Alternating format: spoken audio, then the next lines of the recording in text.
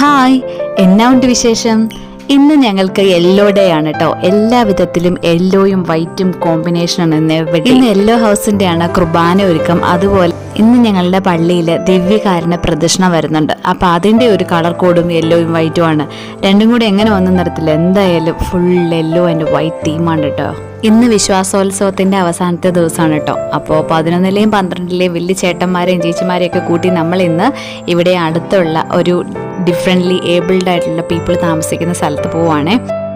അത് ഞങ്ങൾക്ക് എളുപ്പത്തിൽ പറയുകയാണെങ്കിൽ മഞ്ഞ ഉടുപ്പിട്ട സിസ്റ്റർമാരുടെ മഠം എന്നാണ് കേട്ടോ അറിയപ്പെടുന്നത്.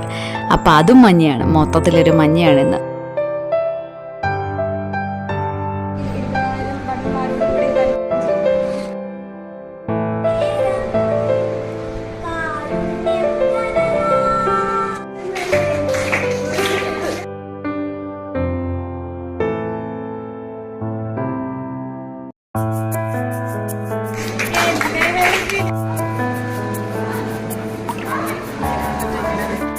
ഇവരെയൊക്കെ സന്ദർശിച്ച ശേഷമായിരുന്നു ഞങ്ങളുടെ ദിവ്യകാരുണ്യ ആരാധനയും പ്രദക്ഷിണവും ഒക്കെ.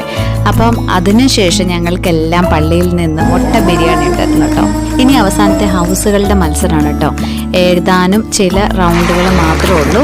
അതോട് കഴിഞ്ഞാൽ ഫൈനൽ വിന്നേഴ്സിനെ പ്രഖ്യാപിക്കും. അപ്പം ഞാൻ റെഡ് ഹൗസിൻ്റെ ടീച്ചറായിരുന്നു. അതുകൊണ്ട് തന്നെ എനിക്ക് റെഡ് ഹൗസ് ജയിക്കണമെന്ന് ഭയങ്കര ആഗ്രഹമായിരുന്നു.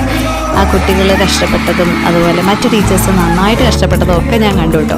അപ്പോൾ ഇവിടെ വരുമ്പോൾ കുട്ടികളെ ഒന്ന് മോട്ടിവേറ്റ് ചെയ്യാന്നുള്ളതല്ലാതെ മറ്റു രീതിയിൽ എനിക്ക് സജീവമായിട്ട് പങ്കെടുക്കാൻ സാധിച്ചിരുന്നില്ല.